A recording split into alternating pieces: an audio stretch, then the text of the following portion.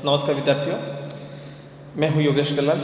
आज हम पढ़ने जा रहे हैं बीए सेकेंडरी की जो क्लास है आर्थिक भूगोल सेकंड पेपर। आज हमारा जो टॉपिक है, पिछली क्लासों में मैं जलीय मार्गों और समुद्री मार्गों के बारे में कुछ जानकारी ली थी।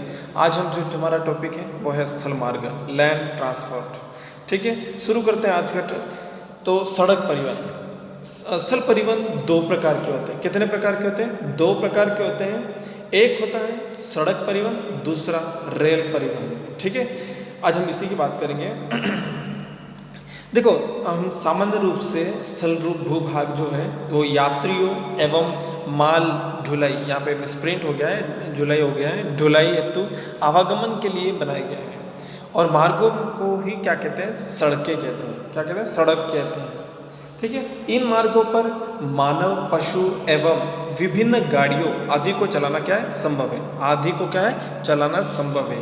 यहाँ पर जो मैं बता रहा हूँ, इन मार्गों पर देखो मानव, पशु और विभिन्न गाड़ियाँ ही चल सकती हैं और यही संभव है। बाकी जैसे आप सड़क परिवहन पे आप एरोप्लेन चलाओगे या वायुयान चलाओगे, चल पाएगा? नहीं चल पाएगा। ठीक है, अब आगे हम बात करते हैं। 1775 में ट्रांसकत नामक एक फ्रांसीसी था। उसने आधुनिक सड़क निर्माण की एक नया सिद्धांत बनाया। कौन सा? आधुनिक निर्माण का लगा एक नया सिद्धांत बनाया। 1851 में लगभग कोलकाता में अफगानिस्तान तक जाने के लिए लगभग 3000 किलोमीटर, कितनी 3000 किलोमीटर लंबी ग्रांड ट्रक रोड बनाई।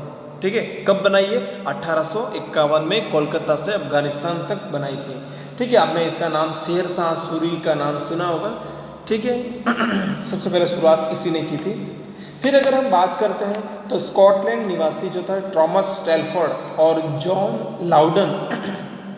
लाउडन मैकटन ने नामक प्रमुख हैं, जिन्होंने टेलफोर्ड के सिद्धांत के अनुसार बड़े बड़े पत्थरों द्वारा सड़क की नींवें भरी जाने लगी और उनके ऊपर छोटे छोटे क्या है पत्थर बिछाए जाते थे। फिर ये इसी प्रकार से एक सड़क का निर्माण शुरू हुआ। सड़क परिवहन का महत्व क्या होता है? सड़क परिवहन का महत्व ये होता है, आधुनिक युग में सड़क परिवहन इतिहास सभ्यता का एक इतिहास है। अगर आधुनिक युग की बात करें, एक दूसरे नगर को जुड़ते हैं, एक दूसरे को गांव से जुड़ते हैं और एक दूसरे शहर से जुड़ते हैं, और ये जोड़ने का काम कौन करता है? सड़क परिवहन ही करता है। हम आगे बात करते हैं, एक दूसरे की संस्कृति को जोड़ता है। जो सड़क परिवहन होता है वो क्या करता है? एक जैसे इस नगर की उस नगर की संस्कृति से जोड़ने का काम करता है। आगे हम बात करेंगे, सड़क परिवहन से ज्ञान बढ़ता है और पक्षपात का क्या होता है? नाश होता है।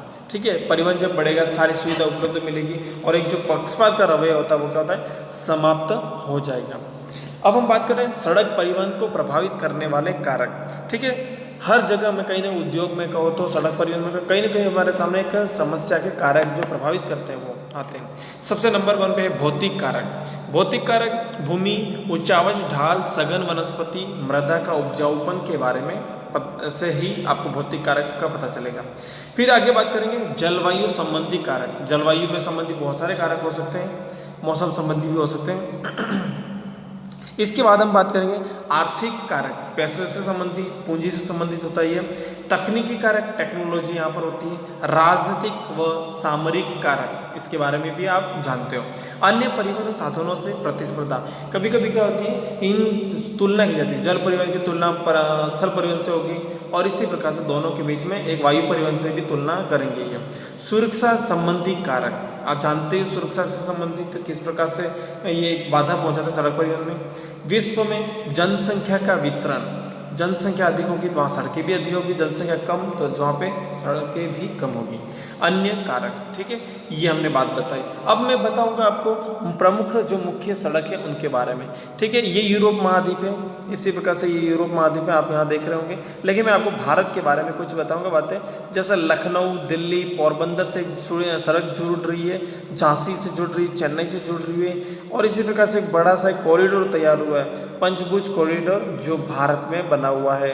बड़े बड़े जो नगर हैं उनको जोड़ने का काम करता है। कोलकाता से चेन्नई, चेन्नई से फिर मुंबई, मुंबई से ये गुजरात होते हुए फिर राजस्थान के जयपुर होते हुए अजमेर से फिर ये दिल्ली तक जाती है। ठीक है, ये इस प्रकार से आपका स्थल परिवहन के बारे में प्रमुख सड़क मार्ग है। ठीक है, मैंने विश्व के बारे में नहीं बताया, और समझने के लिए मैं आपको नोट्स के साथ PDF भेजूंगा, उसमें ये मैप भी साथ में भेजूंगा।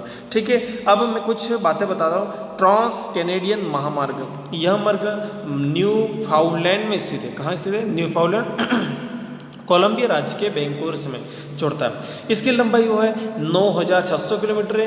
यहाँ महामार्ग सेंट जॉन एक्ट, क्यूबन, Montreal, Ottawa, Sudbury, Thunder, Winnipeg, Regina, Calgary होते हुए वैंकूवर तक जाता है।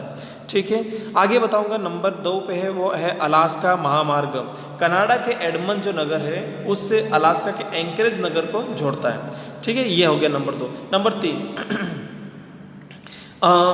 3 में है स्टुअर्ट महामार्ग। ओशिनिया के महाद्वीप का सबसे बड़ा लंबा महामार्ग है।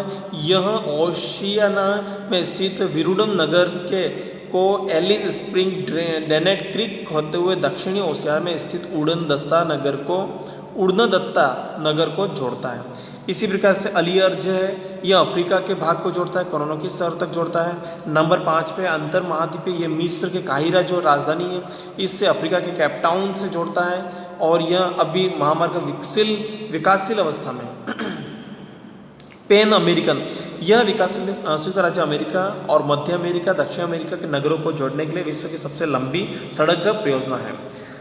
चीन के महामार्ग में जैसे बात करें तो ये वियतनाम की सीमा के नज़दीक संतसो नगर के बीजिंग से जोड़ता है। ठीक है, और जो राजधानी लहासा को जोड़ते हुए बनाया गया है। ठीक है, विश्व के प्रमुख सड़क मार्ग कौन कौन से? विश्व में सड़क मार्गों का घनत्व, इनको कितने भागों में बांटा गया? इनको 3 भागों में बांटा गया है। सघन घनत्व, जो आर्थिक दृष्टि से विकसित यूरोपीय देश हैं जैसे संयुक्त राज्य अमेरिका है, यूरोपीय और रूस से दक्षिणी अफ्रीका संघ, ये वहाँ पर सघन घनत्व है। फिर मध्यम घनत्व की बात करें तो मध्यम घनत्व में आपका आएगा उत्तरी कनाडा, अलास्का, आल्प्स, रॉकीज व एंडीज पर्वतीय जो भाग है वो। फिर तीसरी बात करेंगे तो निम्न व शून्य घनत्व के क्षेत्र, उत्तरी कनाडा, रॉकीज, एंडीज पर्वतीय क्षेत्र और ग्रीनलैंड के साइबेरिया क्षेत्र इसके अंतर्गत आता है। ठीक है, ये मैंने आज आपको जो बताया विश्व में सड़क मार्गों का घनत्व। ठीक है, इसमें मैंने आपको बता दिया सघन घनत्व, मध्यम घनत्व और निम्नतम घनत्व, इतने भागों में बांटा गया है। ठीक है, आज की हमारी जो सेकेंडरी की क्लास है यहीं तक रहेगी। धन्यवाद।